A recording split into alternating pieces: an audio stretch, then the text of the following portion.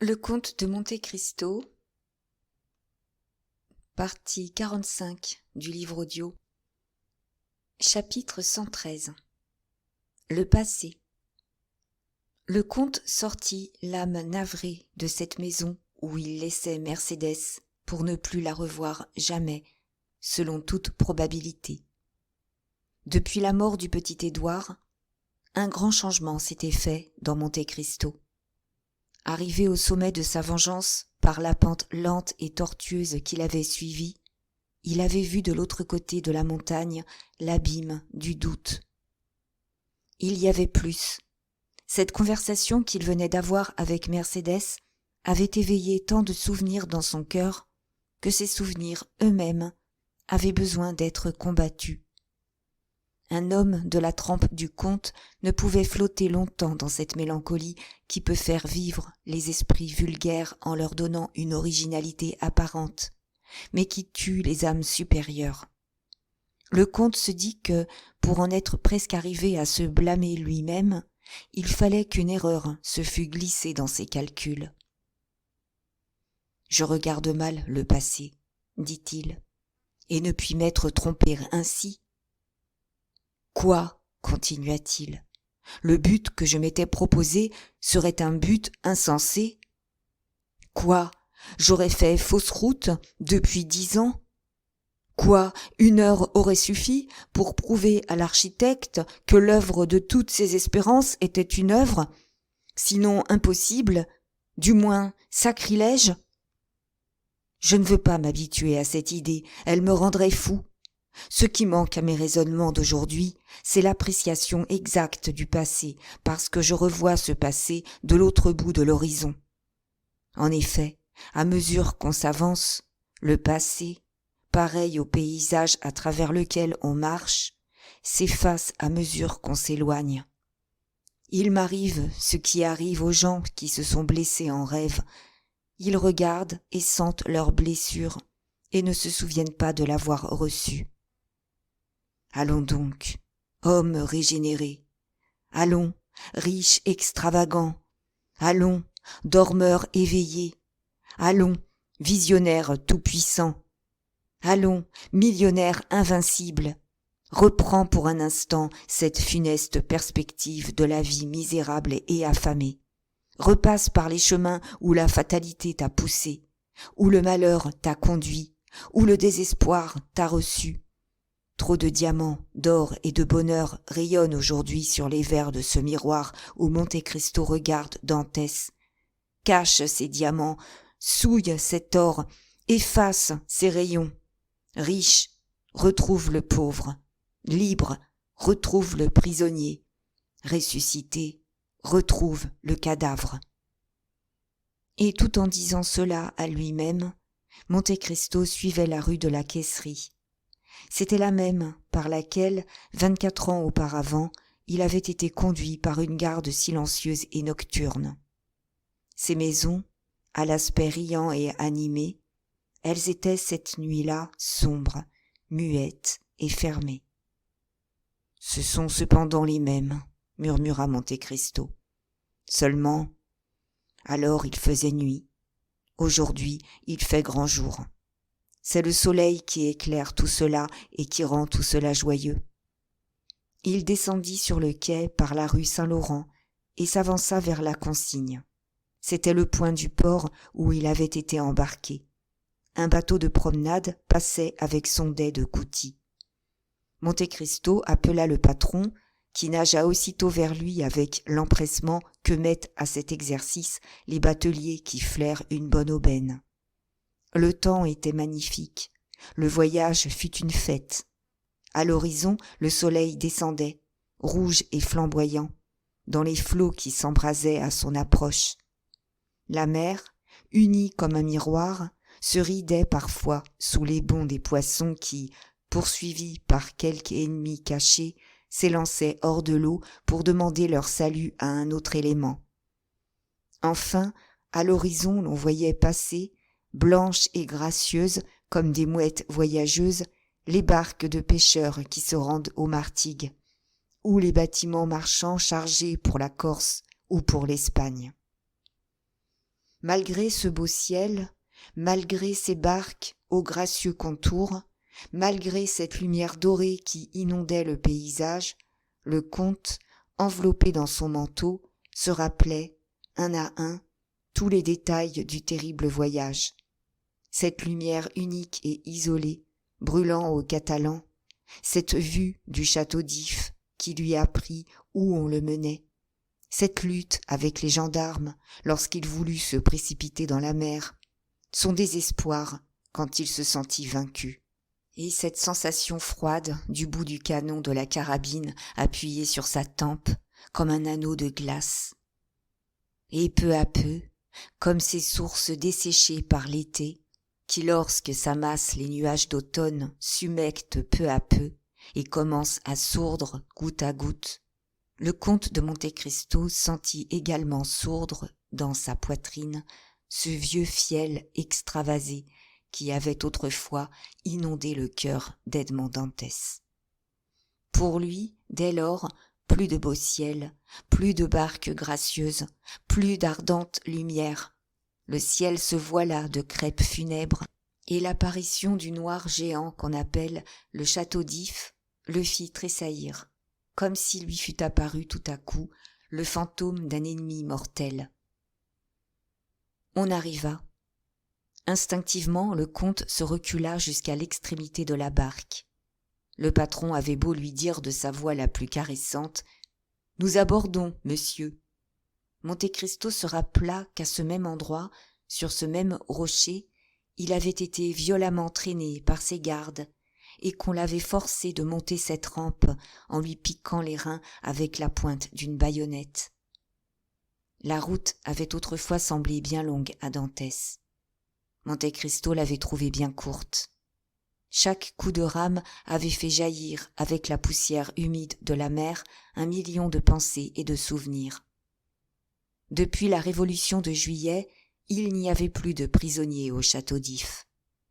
Un poste destiné à empêcher de faire la contrebande habitait seul ses corps de garde.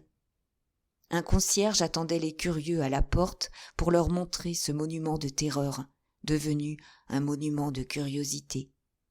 Et cependant, quoiqu'il fût instruit de tous ces détails, lorsqu'il entra sous la voûte, lorsqu'il descendit l'escalier noir, lorsqu'il fut conduit au cachot qu'il avait demandé à voir, une froide pâleur envahit son front, dont la sueur glacée fut refoulée jusqu'à son cœur. Le comte s'informa s'il restait encore quelque ancien guichetier du temps de la Restauration. Tous avaient été mis à la retraite ou étaient passés à d'autres emplois. Le concierge qui le conduisait était là depuis 1830 seulement. On le conduisit dans son propre cachot. Il revit le jour blafard filtrant par l'étroit soupirail. Il revit la place où était le lit, enlevé depuis, et derrière le lit, quoique bouché, mais visible encore par ses pierres plus neuves, l'ouverture percée par l'abbé Faria. Monte-Cristo sentit ses jambes faiblir. Il prit un escabeau de bois et s'assit dessus. Conte-t-on quelques histoires sur ce château, autres que celle de l'emprisonnement de Mirabeau ? Demanda le comte. Y a-t-il quelque tradition sur ces lugubres demeures où l'on hésite à croire que des hommes aient jamais enfermé un homme vivant ? Oui, monsieur, dit le concierge, et sur ce cachot même, le guichetier Antoine m'en a transmis une. Monte-Cristo tressaillit. Ce guichetier, Antoine, était son guichetier. Il avait à peu près oublié son nom et son visage, mais, à son nom prononcé, il le revit tel qu'il était, avec sa figure cerclée de barbe, sa veste brune et son trousseau de clefs, dont il lui semblait encore entendre le tintement. Le comte se retourna et crut le voir dans l'ombre du corridor, rendue plus épaisse par la lumière de la torche qui brûlait aux mains du concierge. « Monsieur veut-il que je la lui raconte ?» demanda le concierge. « Oui, » fit Monte-Cristo. « Dites. » Et il mit sa main sur sa poitrine pour comprimer un violent battement de cœur, effrayé d'entendre raconter sa propre histoire. Dites, répéta-t-il. Ce cachot, reprit le concierge, était habité par un prisonnier. Il y a longtemps de cela, un homme fort dangereux, à ce qu'il paraît, et d'autant plus dangereux qu'il était plein d'industrie. Un autre homme habitait ce château en même temps que lui. Celui-là n'était pas méchant. C'était un pauvre prêtre qui était fou. « Ah, oui, fou, répéta Monte Cristo. Et quelle était sa folie ? Il offrait des millions si on voulait lui rendre la liberté. » Monte Cristo leva les yeux au ciel, mais il ne vit pas le ciel. Il y avait un voile de pierre entre lui et le firmament. Il songea qu'il y avait eu un voile non moins épais entre les yeux de ceux à qui l'abbé Faria offrait des trésors et ces trésors qu'il leur offrait. « Les prisonniers pouvaient-ils se voir ? Demanda Monte Cristo. « Oh non, monsieur, c'était expressément défendu, mais ils éludèrent la défense en perçant une galerie qui allait d'un cachot à l'autre. » « Et lequel des deux perça cette galerie ? » « Oh, ce fut le jeune homme, bien certainement, » dit le concierge. Le jeune homme était industrieux et fort, tandis que le pauvre abbé était vieux et faible. D'ailleurs, il avait l'esprit trop vacillant pour suivre une idée. « Aveugle, murmura Monte Cristo. « Tant il y a, continua le concierge, que le jeune perça donc une galerie. Avec quoi ? L'on n'en sait rien. Mais il la perça, et la preuve, c'est qu'on en voit encore la trace. Tenez, la voyez-vous ? Et il approcha sa torche de la muraille. « Ah oui, vraiment, fit le comte d'une voix assourdie par l'émotion. Il en résulta que les deux prisonniers communiquèrent ensemble. Combien de temps dura cette communication ? On n'en sait rien. Or, un jour, le vieux prisonnier tomba malade et mourut. Devinez ce que fit le jeune, fit le concierge en s'interrompant. Dites. Il emporta le défunt, qu'il coucha dans son propre lit, le nez tourné à la muraille. Puis il revint dans le cachot vide, boucha le trou et se glissa dans le sac du mort. Avez-vous jamais vu une idée pareille ? Monte Cristo ferma les yeux et se sentit repasser par toutes les impressions qu'il avait éprouvées lorsque cette toile grossière, encore empreinte de ce froid que le cadavre lui avait communiqué, lui avait frotté le visage. Le guichetier continua. « Voyez-vous, voilà quel était son projet. Il croyait qu'on enterrait les morts au château d'If, et comme il se doutait bien qu'on ne faisait pas de frais de cercueil pour les prisonniers, il comptait lever la terre avec ses épaules. Mais il y avait malheureusement au château une coutume qui dérangeait son projet. On n'enterrait pas les morts. On se contentait de leur attacher un boulet aux pieds et de les lancer à la mer. C'est ce qui fut fait. Notre homme fut jeté à l'eau du haut de la galerie. Le lendemain, on retrouva le vrai mort dans son lit et l'on devina tout, car les ensevelisseurs dirent alors ce qu'ils n'avaient pas osé dire jusque-là. C'est qu'au moment où le corps avait été lancé dans le vide, ils avaient entendu un cri terrible, étouffé à l'instant même par l'eau dans laquelle il avait disparu. Le comte respira péniblement. La sueur coulait sur son front. L'angoisse serrait son cœur. « Non, murmura-t-il. Non, ce doute que j'ai éprouvé, c'était un commencement d'oubli. Mais ici le cœur se creuse de nouveau et redevient affamé de vengeance. »« Et le prisonnier ? Demanda-t-il. On n'en a jamais entendu parler ? Jamais, au grand jamais. Vous comprenez, de deux choses l'une.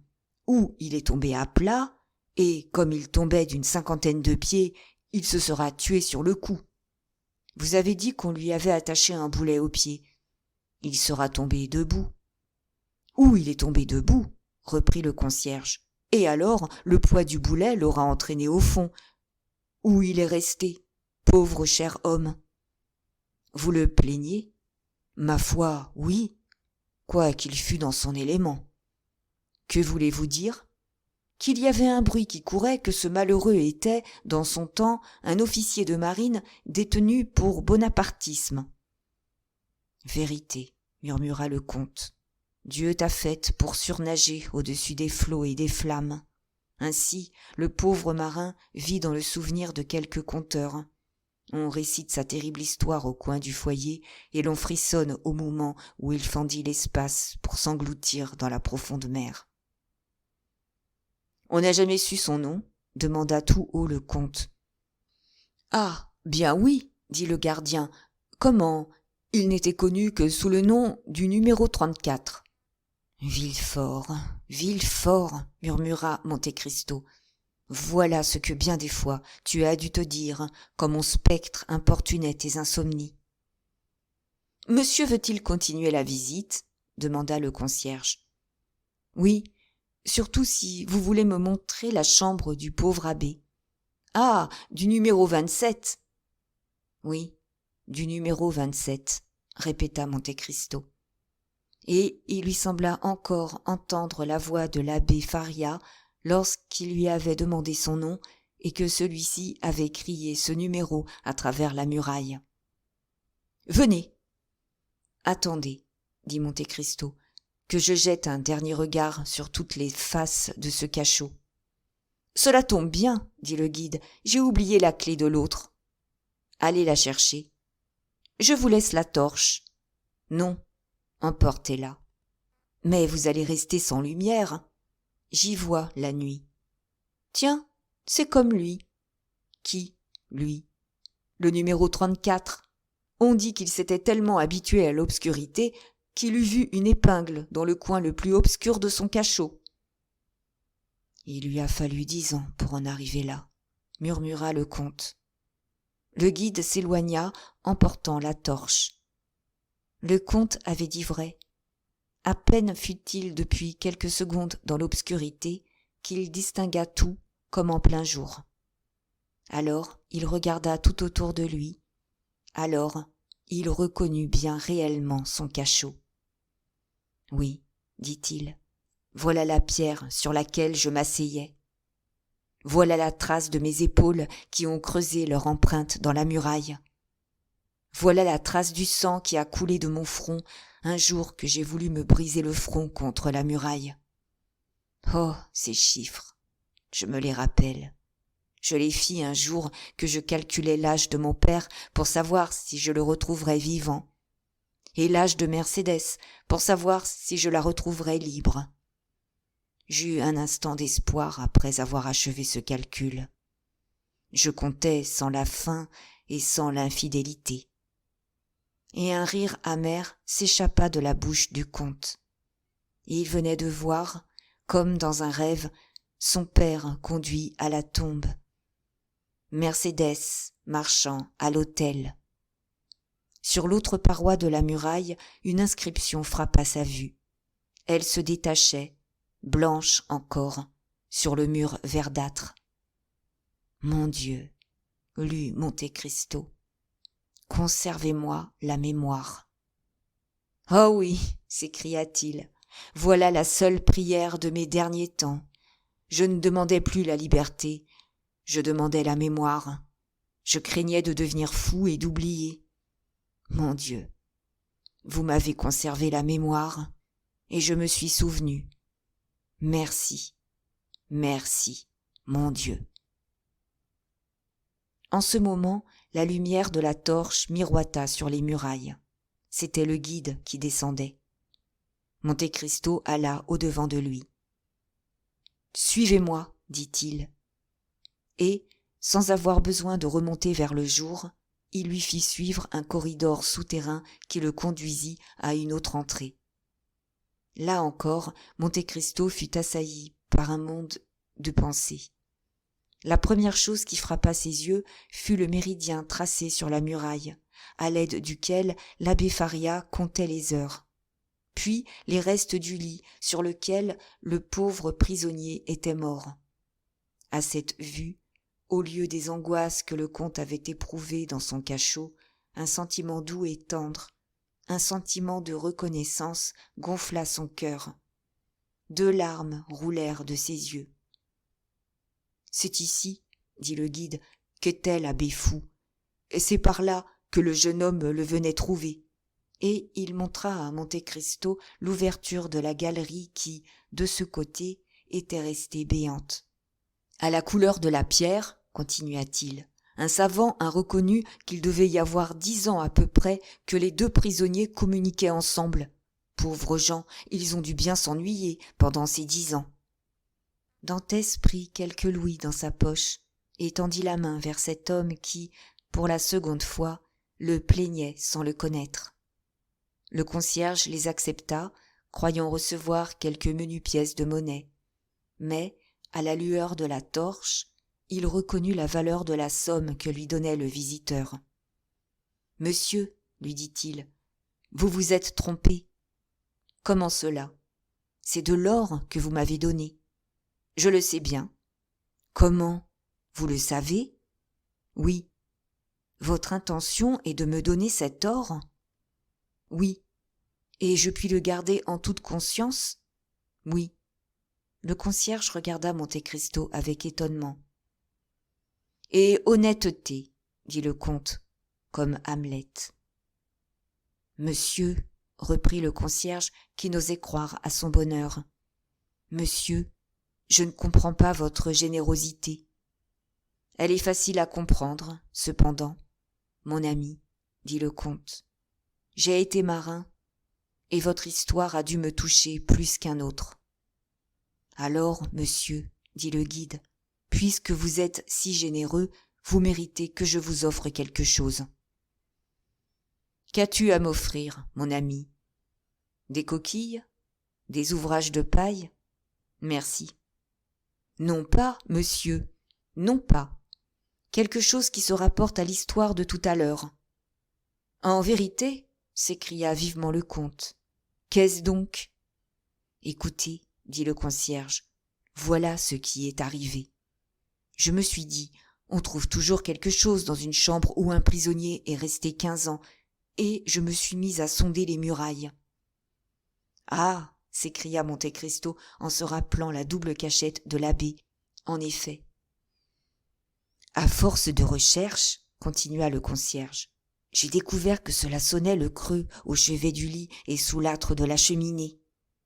Oui, dit Monte Cristo. Oui. J'ai levé les pierres et j'ai trouvé. Une échelle de corde, des outils, s'écria le comte. Comment savez-vous cela? Demanda le concierge avec étonnement. Je ne le sais pas, je le devine, dit le comte. C'est ordinairement cette sorte de choses que l'on trouve dans les cachettes des prisonniers. Oui, monsieur, dit le guide, une échelle de corde, des outils. Et tu les as encore? S'écria Monte Cristo.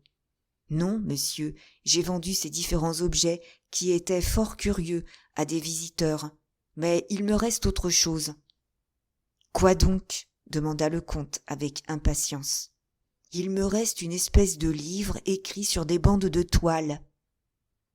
Oh! S'écria Monte Cristo, il te reste ce livre? Je ne sais pas si c'est un livre, dit le concierge. Mais il me reste ce que je vous dis. Va me le chercher, mon ami. Va, dit le comte. Et, si c'est ce que je présume, sois tranquille. J'y cours, monsieur. Et le guide sortit. Alors, il alla s'agenouiller pieusement devant les débris de ce lit dont la mort avait fait pour lui un autel. « Oh, mon second père, dit-il, toi qui m'as donné la liberté, la science, la richesse, toi qui, pareil aux créatures d'une essence supérieure à la nôtre, avais la science du bien et du mal.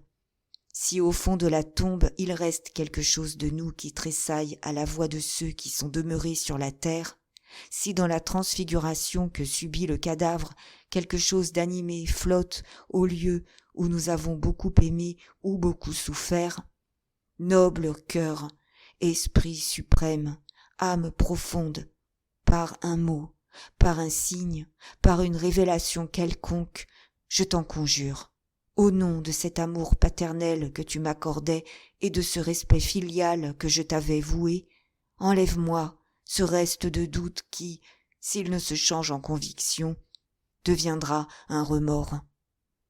Le comte baissa la tête et joignit les mains. « Tenez, monsieur, dit une voix derrière lui. Monte Cristo tressaillit et se retourna. Le concierge lui tendait ses bandes de toile sur lesquelles l'abbé Faria avait épanché tous les trésors de sa science. Ce manuscrit, c'était le grand ouvrage de l'abbé Faria sur la royauté en Italie. Le comte s'en empara avec empressement, et ses yeux tout d'abord tombant sur l'épigraphe, il lut « Tu arracheras les dents du dragon, et tu fouleras aux pieds les lions, a dit le Seigneur. » Ah, s'écria-t-il, voilà la réponse. Merci, mon père, merci. En tirant de sa poche un petit portefeuille qui contenait 10 billets de banque de 1000 francs chacun. Tiens, dit-il, prends ce portefeuille. Vous me le donnez ? Oui, mais à la condition que tu ne regarderas dedans que lorsque je serai parti. Et, plaçant sur sa poitrine la relique qu'il venait de retrouver et qui, pour lui, avait le prix du plus riche trésor, il s'élança hors du souterrain et, remontant dans la barque, « À Marseille !» dit-il. Puis, en s'éloignant, les yeux fixés sur la sombre prison, « Malheur, dit-il, à ceux qui m'ont fait enfermer dans cette sombre prison et à ceux qui ont oublié que j'y étais enfermé. » En repassant devant les Catalans, le comte se détourna et, s'enveloppant la tête dans son manteau, il murmura le nom d'une femme. La victoire était complète. Le comte avait 2 fois terrassé le doute. Ce nom qu'il prononçait avec une expression de tendresse qui était presque de l'amour, c'était le nom d'Haydée. En mettant pied à terre, Monte Cristo s'achemina vers le cimetière où il savait retrouver Morrel. Lui aussi, 10 ans auparavant, avait pieusement cherché une tombe dans ce cimetière, et l'avait cherchée inutilement. Lui, qui revenait en France avec des millions, n'avait pas pu retrouver la tombe de son père mort de faim. Morrel y avait bien fait mettre une croix, mais cette croix était tombée, et le fossoyeur en avait fait du feu, comme font les fossoyeurs de tous ces vieux bois gisant dans les cimetières. Le digne négociant avait été plus heureux. Mort dans les bras de ses enfants, il avait été, conduit par eux, se coucher près de sa femme, qu'il avait précédée de 2 ans dans l'éternité. 2 larges dalles de marbre, sur lesquelles étaient écrits leurs noms, étaient étendues l'une à côté de l'autre dans un petit enclos fermé d'une balustrade de fer et ombragé par 4 cyprès. Maximilien était appuyé à l'un de ces arbres et fixait sur les 2 tombes des yeux sans regard. Sa douleur était profonde, presque égarée. « Maximilien, lui dit le comte, ce n'est point là qu'il faut regarder, c'est là. » Et il lui montra le ciel. « Les morts sont partout, dit Morrel. N'est-ce pas ce que vous m'avez dit vous-même quand vous m'avez fait quitter Paris ? » Maximilien, dit le comte, vous m'avez demandé pendant le voyage à vous arrêter quelques jours à Marseille. Est-ce toujours votre désir ? Je n'ai plus de désir, comte, mais il me semble que j'attendrai moins péniblement ici qu'ailleurs. Tant mieux, Maximilien, car je vous quitte, et j'emporte votre parole, n'est-ce pas ? Ah, je l'oublierai, comte, dit Morrel. Je l'oublierai.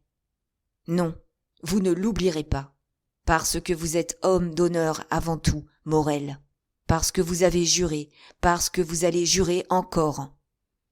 Oh, comte, ayez pitié de moi. Comte, je suis si malheureux. J'ai connu un homme plus malheureux que vous, Morrel. Impossible. Hélas, dit Monte Cristo, c'est un des orgueils de notre pauvre humanité que chaque homme se croit plus malheureux qu'un autre malheureux qui pleure et qui gémit à côté de lui. Qu'y a-t-il de plus malheureux que l'homme qui a perdu le seul bien qu'il aima et désira au monde ? Écoutez, Morrel, dit Monte Cristo, et fixez un instant votre esprit sur ce que je vais vous dire. J'ai connu un homme qui, ainsi que vous, avait fait reposer toutes ses espérances de bonheur sur une femme. Cet homme était jeune, il avait un vieux père qu'il aimait, une fiancée qu'il adorait. Il allait l'épouser quand tout à coup un de ces caprices du sort qui ferait douter de la bonté de Dieu, si Dieu ne se révélait plus tard en montrant que tout est pour lui un moyen de conduire à son unité infinie, quand tout à coup un caprice du sort lui enleva sa liberté, sa maîtresse, l'avenir qu'il rêvait et qu'il croyait le sien, car aveugle qu'il était, il ne pouvait lire dans le présent, pour le plonger au fond d'un cachot. « Ah !» fit Morel, « on sort d'un cachot au bout de 8 jours, au bout d'un mois, au bout d'un an. » « Il y resta 14 ans, Morel, » dit le comte en posant sa main sur l'épaule du jeune homme. Maximilien tressaillit. « 14 ans » murmura-t-il. « 14 ans » répéta le comte. Lui aussi, pendant ces 14 années, il eut bien des moments de désespoir. Lui aussi, comme vous, Morel, se croyant le plus malheureux des hommes, il voulut se tuer. « Eh bien ?» demanda Morel. « Eh bien, au moment suprême, Dieu se révéla à lui par un moyen humain, car Dieu ne fait plus de miracles. Peut-être, au premier abord, il faut du temps aux yeux voilés de larmes pour se dessiller tout à fait. Ne comprit-il pas cette miséricorde infinie du Seigneur ? Mais enfin, il prit patience et attendit. Un jour, il sortit miraculeusement de la tombe, transfiguré, riche, puissant, presque Dieu. Son premier cri fut pour son père. Son père était mort. « Et à moi aussi, mon père est mort, » dit Morel. « Oui, mais votre père est mort dans vos bras, aimé, heureux, honoré, riche, plein de jours. Son père, à lui, était mort pauvre, désespéré, doutant de Dieu. Et lorsque 10 ans après sa mort, son fils chercha sa tombe même avait disparu. Et nul n'a pu lui dire « C'est là que repose dans le Seigneur le cœur qui t'a tant aimé. » « Oh, dit Morel. Celui-là était donc plus malheureux fils que vous, Morel, car celui-là ne savait pas même où retrouver la tombe de son père. Mais, dit Morel, il lui restait la femme qu'il avait aimée, au moins. Vous vous trompez, Morel. Cette femme... Elle était morte, s'écria Maximilien. Pis que cela, elle avait été infidèle. Elle avait épousé un des persécuteurs de son fiancé. Vous voyez donc, Morel, que cet homme était plus malheureux amant que vous. Et à cet homme, demanda Morel, Dieu a envoyé la consolation? Il lui a envoyé le calme, du moins. Et cet homme pourra encore être heureux un jour? Il l'espère, Maximilien. Le jeune homme laissa tomber sa tête sur sa poitrine. Vous avez ma promesse, dit-il, après un instant de silence, et tendant la main à Monte Cristo. Seulement, rappelez-vous. Le 5 octobre, Morel, je vous attends à l'île de Monte Cristo. Le 4, un yacht vous attendra dans le port de Bastia. Ce yacht s'appellera le Russe. Vous vous nommerez au patron qui vous conduira près de moi. C'est dit, n'est-ce pas, Maximilien? C'est dit, comte, et je ferai ce qui est dit. Mais rappelez-vous que le 5 octobre, enfant, qui ne sait pas encore ce que c'est que la promesse d'un homme, je vous ai dit 20 fois que ce jour-là, si vous vouliez encore mourir, je vous aiderais, Morel. Adieu. Vous me quittez? Oui, j'ai affaire en Italie. Je vous laisse seul aux prises avec le malheur, seul avec cet aigle aux puissantes ailes que le Seigneur envoie à ses élus pour les transporter à ses pieds. L'histoire de Ganymède n'est pas une fable, Maximilien, c'est une allégorie. Quand partez-vous? À l'instant même. Le bateau à vapeur m'attend, dans 1 heure je serai déjà loin de vous. M'accompagnerez-vous jusqu'au port, Morel? Je suis tout à vous, comte. Embrassez-moi. Morel escorta le comte jusqu'au port. Déjà, la fumée sortait, comme un panache immense du tube noir qui la lançait aux cieux. Bientôt le navire partit, et 1 heure après, comme l'avait dit Monte Cristo, cette même aigrette de fumée blanchâtre rayait, à peine visible, l'horizon oriental assombri par les premiers brouillards de la nuit. Chapitre 114. Peppino. Au moment même où le bateau à vapeur du comte disparaissait derrière le cap Morgiou, un homme, courant la poste sur la route de Florence à Rome, venait de dépasser la petite ville d'Aquapendente. Il marchait assez pour faire beaucoup de chemin sans toutefois devenir suspect.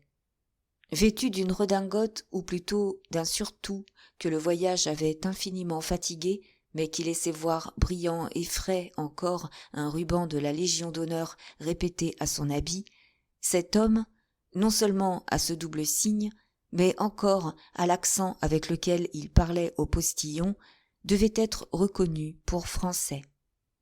Une preuve encore qu'il était né dans le pays de la langue universelle, c'est qu'il ne savait d'autres mots italiens que ces mots de musique qui peuvent, comme le Godam de Figaro, remplacer toutes les finesses d'une langue particulière. « Allegro » disait-il au postillon à chaque montée. « Moderato » faisait-il à chaque descente. Et Dieu sait s'il y a des montées et des descentes en allant de Florence à Rome par la route d'Aquapendente. Ces 2 mots, au reste, faisaient beaucoup rire les braves gens auxquels ils étaient adressés. En présence de la ville éternelle, c'est-à-dire en arrivant à la Storta, point d'où l'on aperçoit Rome, le voyageur n'éprouva point ce sentiment de curiosité enthousiaste qui pousse chaque étranger à s'élever du fond de sa chaise pour tâcher d'apercevoir le fameux dôme de Saint-Pierre qu'on aperçoit déjà bien avant de distinguer autre chose. Non, il tira seulement un portefeuille de sa poche et de son portefeuille un papier plié en 4 qu'il déplia et replia avec une attention qui ressemblait à du respect, et il se contenta de dire « Bon, je l'ai toujours ». La voiture franchit la porte d'El Popolo, prit à gauche et s'arrêta à l'hôtel d'Espagne. Maître Pastrini, notre ancienne connaissance, reçut le voyageur sur le seuil de la porte et le chapeau à la main. Le voyageur descendit, commanda un bon dîner et s'informa de l'adresse de la maison Thomson et French, qui lui fut indiquée à l'instant même, cette maison étant une des plus connues de Rome. Elle était située via dei Banchi, près de Saint-Pierre. À Rome, comme partout, l'arrivée d'une chaise de poste est un événement. 10 jeunes descendants de Marius et des Gracques, pieds nus, les coudes percés, mais le poing sur la hanche et le bras pittoresquement recourbé au-dessus de la tête, regardaient le voyageur, la chaise de poste et les chevaux. À ces gamins de la ville par excellence s'étaient joints une 50aine de badauds des états de sa sainteté, de ceux-là qui font des ronds en crachant dans le Tibre du haut du pont Saint-Ange, quand le Tibre a de l'eau. Or, comme les gamins et les badauds de Rome, plus heureux que ceux de Paris, comprennent toutes les langues, et surtout la langue française, ils entendirent le voyageur demander un appartement, demander à dîner, et demander enfin l'adresse de la maison Thomson et French. Il en résulta que, lorsque le nouvel arrivant sortit de l'hôtel avec le cicérone de rigueur, un homme se détacha du groupe des curieux et, sans être remarqué du voyageur, sans paraître être remarqué de son guide, marcha à peu de distance de l'étranger, le suivant avec autant d'adresse qu'aurait pu le faire un agent de la police parisienne.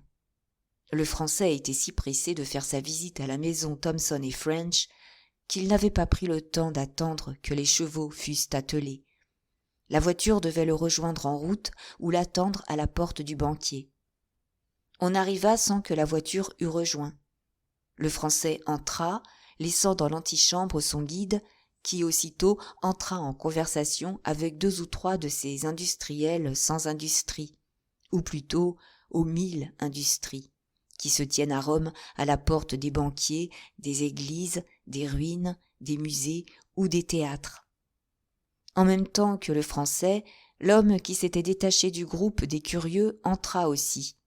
Le Français sonna au guichet des bureaux et pénétra dans la première pièce. Son ombre en fit autant. « Messieurs Thompson et French ?» demanda l'étranger. Une espèce de laquais se leva sur le signe d'un commis de confiance, gardien solennel du premier bureau. « Qui annoncerai-je » demanda le laquais, se préparant à marcher devant l'étranger.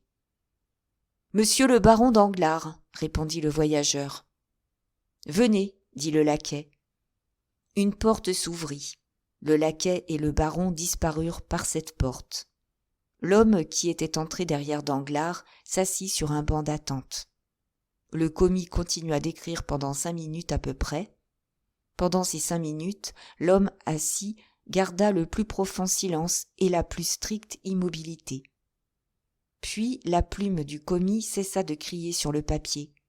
Il leva la tête, regarda attentivement autour de lui, et après s'être assuré du tête-à-tête, « Ah, ah, dit-il, te voilà, Peppino. »« Oui, répondit laconiquement celui-ci. Tu as flairé quelque chose de bon chez ce gros homme ? Il n'y a pas grand mérite pour celui-ci. Nous sommes prévenus. Tu sais donc ce qu'il vient faire ici ? Curieux. Pardieu, il vient toucher. Seulement, reste à savoir quelle somme. On va te dire cela tout à l'heure, l'ami. Fort bien, mais ne va pas, comme l'autre jour, me donner un faux renseignement. Qu'est-ce à dire ? Et de qui veux-tu parler ? Serait-ce de cet Anglais qui a emporté d'ici 3000 écus l'autre jour ? Non, celui-là avait en effet les 3000 écus, et nous les avons trouvés. Je veux parler de ce prince russe. Eh bien, tu nous avais accusé 30 000 livres, et nous n'en avons trouvé que 22. Vous aurez mal cherché. C'est Luigi Vampa qui a fait la perquisition en personne. En ce cas, il avait ou payé ses dettes, un Russe, ou dépensé son argent. C'est possible, après tout. C'est sûr, mais laisse-moi aller à mon observatoire. Le Français ferait son affaire sans que je puisse savoir le chiffre positif. Peppino fit un signe affirmatif et, tirant un chapelet de sa poche, se mit à marmotter quelques prières, tandis que le commis disparaissait par la même porte qui avait donné passage au laquais et au baron. Au bout de 10 minutes environ, le commis reparut radieux. « Eh bien ?» demanda Peppino à son ami. « Alerte, alerte !» dit le commis, « la somme est ronde. » 5 à 6 millions, n'est-ce pas ? Oui, tu sais le chiffre ? Sur un reçu de son Excellence le comte de Monte Cristo. Tu connais le comte ? Et dont on l'a crédité sur Rome, Venise et Vienne. C'est cela, s'écria le commis. Comment es-tu si bien informé ? Je t'ai dit que nous avions été prévenus à l'avance. Alors, pourquoi t'adresses-tu à moi ? Pour être sûr que c'est bien l'homme à qui nous avons affaire. C'est bien lui. 5 millions. Une jolie somme, hein, Peppino ? Oui. Nous n'en aurons jamais autant. Au moins, répondit philosophiquement Peppino, en aurons-nous quelques bribes. Chut, voici notre homme. Le commis reprit sa plume et Peppino son chapelet. L'un écrivait, l'autre priait quand la porte se rouvrit. Danglars apparut radieux, accompagné par le banquier qui le reconduisit jusqu'à la porte. Derrière Danglars descendit Peppino. Selon les conventions, la voiture qui devait rejoindre Danglars attendait devant la maison Thompson et French. Le Cicérone en tenait la portière ouverte. Le Cicérone est un être très complaisant et qu'on peut employer à toute chose. Danglars sauta dans la voiture, léger comme un jeune homme de 20 ans. Le Cicérone referma la portière et monta près du cocher. Peppino monta sur le siège de derrière. « Son Excellence veut-elle voir Saint-Pierre ?» demanda le Cicérone. « Pourquoi faire ?» répondit le baron. « Dame, pour voir. Je ne suis pas venu à Rome pour voir, » dit tout haut Danglars. Puis il ajouta tout bas avec son sourire cupide. « Je suis venu pour toucher. » et il toucha en effet son portefeuille, dans lequel il venait d'enfermer une lettre. « Alors, son Excellence va à l'hôtel. »« Casa Pastrini, » dit le Cicérone au cocher. Et la voiture partit, rapide comme une voiture de maître. 10 minutes après, le baron était rentré dans son appartement et Peppino s'installait sur le banc accolé à la devanture de l'hôtel, après avoir dit quelques mots à l'oreille d'un de ces descendants de Marius et des Gracques que nous avons signalés au commencement de ce chapitre, lequel descendant prit le chemin du Capitole de toute la vitesse de ses jambes. Danglars était là, satisfait, et avait sommeil. Il se coucha, mit son portefeuille sous son traversin et s'endormit. Peppino avait du temps de reste.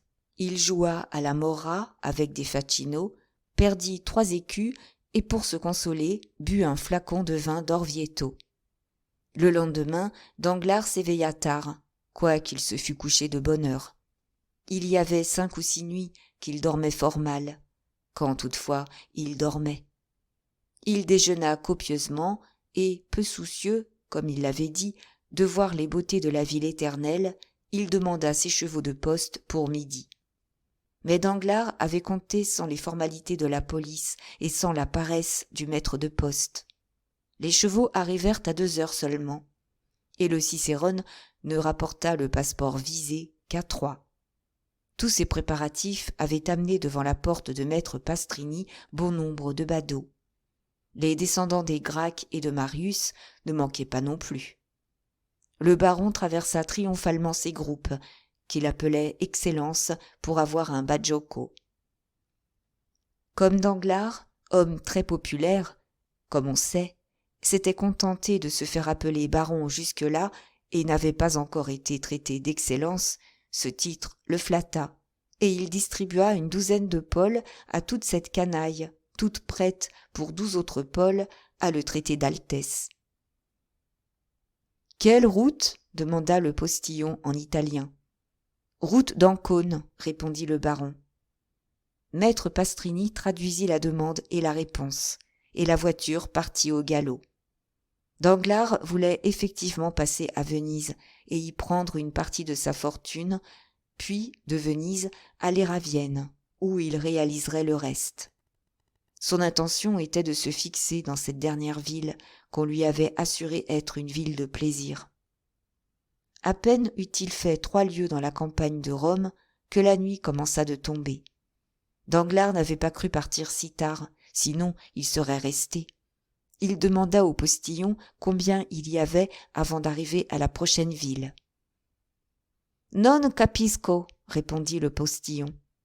Danglars fit un mouvement de la tête qui voulait dire « Très bien ». La voiture continua sa route. À la première poste, se dit Danglars, j'arrêterai. Danglars éprouvait encore un reste du bien-être qu'il avait ressenti la veille et qui lui avait procuré une si bonne nuit. Il était mollement étendu dans une bonne calèche anglaise à double ressort. Il se sentait entraîné par le galop de 2 bons chevaux. Le relais était de 7 lieues, il le savait. Que faire quand on est banquier et qu'on a heureusement fait banqueroute ? Danglars songea 10 minutes à sa femme restée à Paris, 10 autres minutes à sa fille courant le monde avec mademoiselle d'Armilly. Il donna 10 autres minutes à ses créanciers et à la manière dont il emploierait leur argent. Puis, n'ayant plus rien à quoi penser, il ferma les yeux et s'endormit. Parfois, cependant, secoué par un chaos plus fort que les autres, Danglars rouvrait un moment les yeux. Alors il se sentait toujours emporté avec la même vitesse à travers cette même campagne de Rome, toute parsemée d'aqueducs brisés qui semblent des géants de granit pétrifiés au milieu de leur course. Mais la nuit était froide, sombre, pluvieuse, et il faisait bien meilleur pour un homme à moitié assoupi de demeurer au fond de sa chaise les yeux fermés que de mettre la tête à la portière pour demander où il était à un postillon qui ne savait répondre autre chose que « non capisco ». Danglars continua donc de dormir, en se disant qu'il serait toujours temps de se réveiller au relais. La voiture s'arrêta. Danglars pensa qu'il touchait enfin au but tant désiré. Il rouvrit les yeux, regarda à travers la vitre, s'attendant à se trouver au milieu de quelque ville, ou tout au moins de quelque village. Mais il ne vit rien qu'une espèce de masure isolée et 3 ou 4 hommes qui allaient et venaient comme des ombres.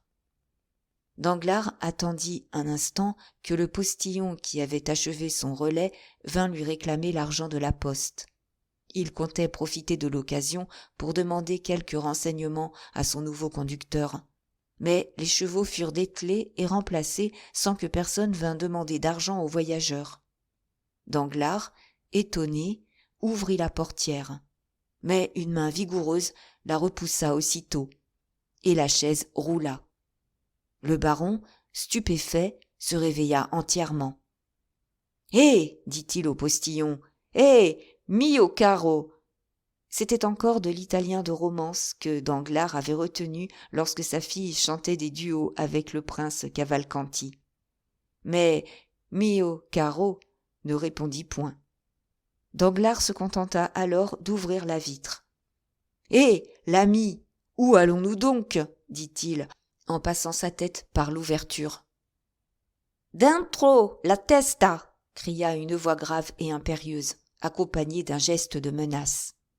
Danglars comprit que « dentro la testa » voulait dire « rentrer la tête ». Il faisait, comme on voit, de rapides progrès dans l'italien. Il obéit, non sans inquiétude. Et, comme cette inquiétude augmentait de minute en minute, au bout de quelques instants, son esprit, au lieu du vide que nous avons signalé au moment où il se mettait en route et qui avait amené le sommeil, son esprit, disons-nous, se trouva rempli de quantités de pensées plus propres les unes que les autres à tenir éveillé l'intérêt d'un voyageur, et surtout d'un voyageur dans la situation de Danglars. Ses yeux prirent dans les ténèbres ce degré de finesse que communiquent dans le premier moment les émotions fortes et qui s'émoussent plus tard pour avoir été trop exercées. Avant d'avoir peur, on voit juste. Pendant qu'on a peur, on voit double. Et après qu'on a eu peur, on voit trouble. Danglars vit un homme enveloppé d'un manteau qui galopait à la portière de droite. « Quelques gendarmes ?» dit-il. « Aurais-je été signalé par les télégraphes français aux autorités pontificales ?» Il résolut de sortir de cette anxiété. « Où me menez-vous » demanda-t-il. « Dentro la testa » répéta la même voix avec le même accent de menace. Danglars se retourna vers la portière de gauche. Un autre homme à cheval galopait à la portière de gauche. « Décidément, » se dit Danglars, la sueur au front. « Décidément, je suis pris. » Et il se rejeta au fond de sa calèche, cette fois non pas pour dormir, mais pour songer. Un instant après, la lune se leva. Du fond de la calèche, il plongea son regard dans la campagne. Il revit alors ces grands aqueducs, fantômes de pierre, qu'il avait remarqués en passant. Seulement, au lieu de les avoir à droite, il les avait maintenant à gauche. Il comprit qu'on avait fait faire demi-tour à la voiture et qu'on le ramenait à Rome. « Oh, malheureux !» murmura-t-il. « On aura obtenu l'extradition. » La voiture continuait de courir avec une effrayante vélocité. 1 heure passa, terrible, car à chaque nouvel indice jeté sur son passage, le fugitif reconnaissait, à n'en point douter, qu'on le ramenait sur ses pas. Enfin, il revit une masse sombre, contre laquelle il lui sembla que la voiture allait se heurter. Mais la voiture se détourna, longeant cette masse sombre, qui n'était autre que la ceinture de remparts qui enveloppe Rome. « Oh, oh !» murmura Danglars, « nous ne rentrons pas dans la ville. Donc, ce n'est pas la justice qui m'arrête. Bon Dieu ! Autre idée. Serait-ce... » Ses cheveux se hérissèrent. Il se rappela ces intéressantes histoires de bandits romains, si peu crues à Paris et qu'Albert de Morcerf avait racontées à madame Danglars et à Eugénie lorsqu'il était question, pour le jeune vicomte, de devenir le fils de l'une et le mari de l'autre. Des voleurs, peut-être, murmura-t-il. Tout à coup, la voiture roula sur quelque chose de plus dur que le sol d'un chemin sablé.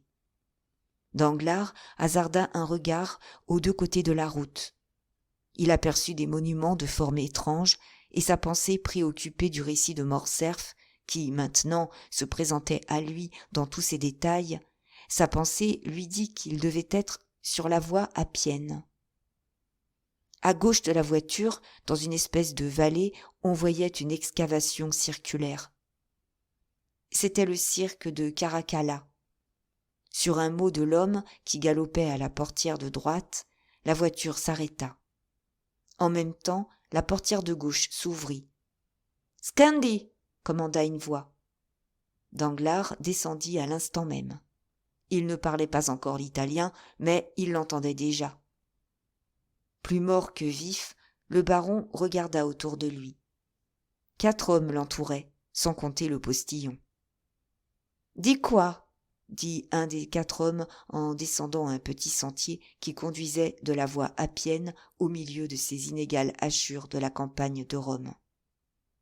Danglars suivit son guide sans discussion, et il n'eut pas besoin de se retourner pour savoir qu'il était suivi des 3 autres hommes.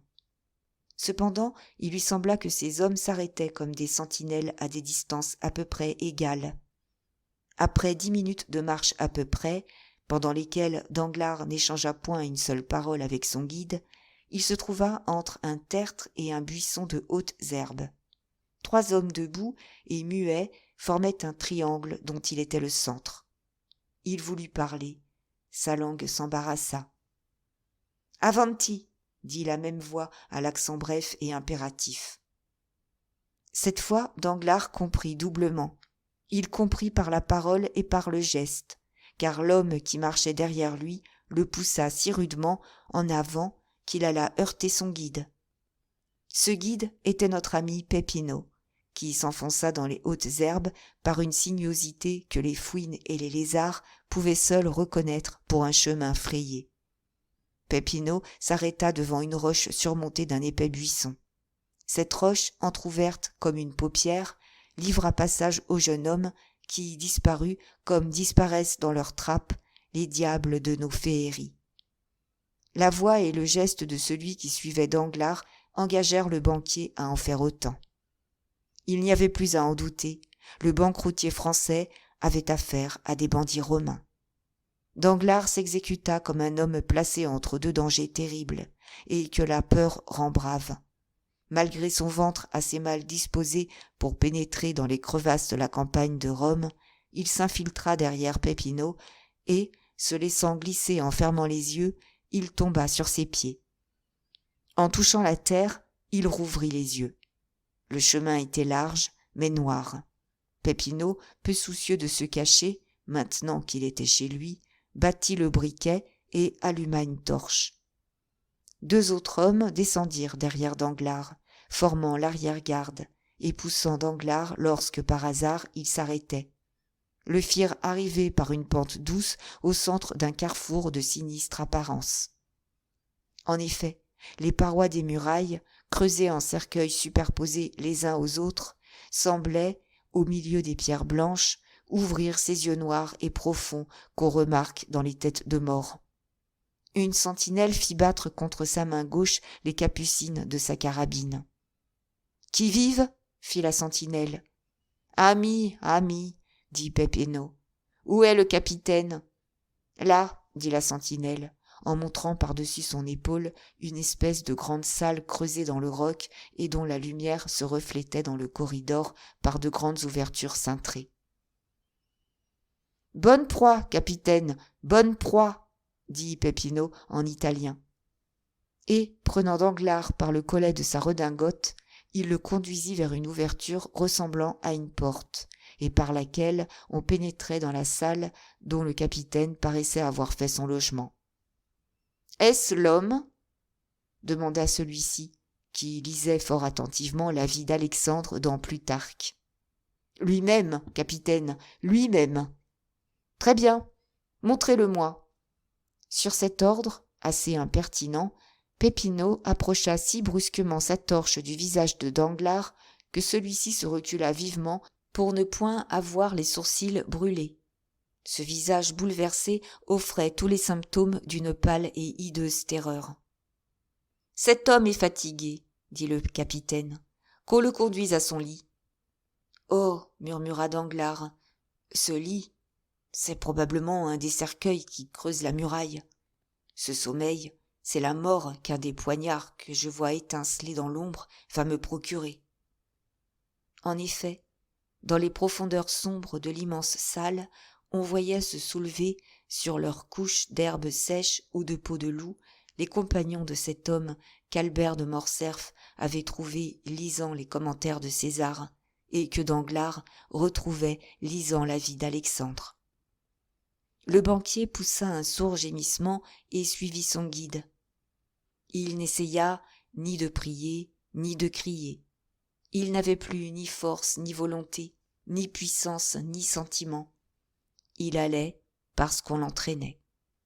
Il heurta une marche et, comprenant qu'il avait un escalier devant lui, il se baissa instinctivement pour ne pas se briser le front et se trouva dans une cellule taillée en plein roc.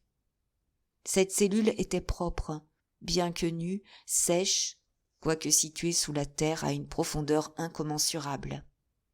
Un lit fait d'herbes sèches, recouvert de peau de chèvre, était non pas dressé, mais étendu dans un coin de cette cellule. Danglars, en l'apercevant, crut voir le symbole radieux de son salut. « Oh, Dieu soit loué !» murmura-t-il. « C'est un vrai lit !» C'était la seconde fois, depuis 1 heure, qu'il invoquait le nom de Dieu. Cela ne lui était pas arrivé depuis 10 ans.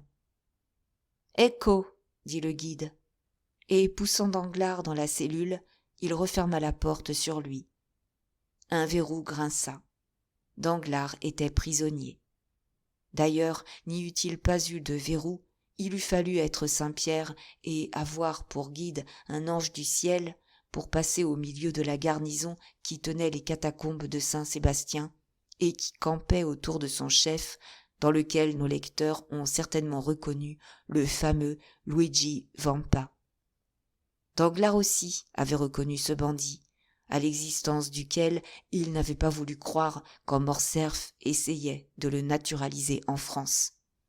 Non seulement il l'avait reconnu, mais aussi la cellule dans laquelle Morcerf avait été enfermé et qui, selon toute probabilité, était le logement des étrangers. Ces souvenirs, sur lesquels au reste Danglars s'étendait avec une certaine joie, lui rendaient la tranquillité. Du moment où il ne l'avait pas tué tout de suite, les bandits n'avaient pas l'intention de le tuer du tout. On l'avait arrêté pour le voler, et comme il n'avait sur lui que quelques louis, on le rançonnerait. Il se rappela que Morcerf avait été taxé à quelque chose comme 4000 écus. Comme il s'accordait une apparence beaucoup plus importante que Morcerf, il fixa lui-même dans son esprit sa rançon à 8000 écus. 8000 écus faisaient 48 000 livres. Il lui restait encore quelque chose comme 5 50 000 francs. Avec cela, on se tire d'affaire partout. Donc, à peu près certain de se tirer d'affaire, attendu qu'il n'y a pas d'exemple qu'on n'ait jamais taxé un homme à 5 50 000 livres, Danglars s'étendit sur son lit, où, après s'être retourné 2 ou 3 fois, il s'endormit avec la tranquillité du héros dont Luigi Vampa étudiait l'histoire.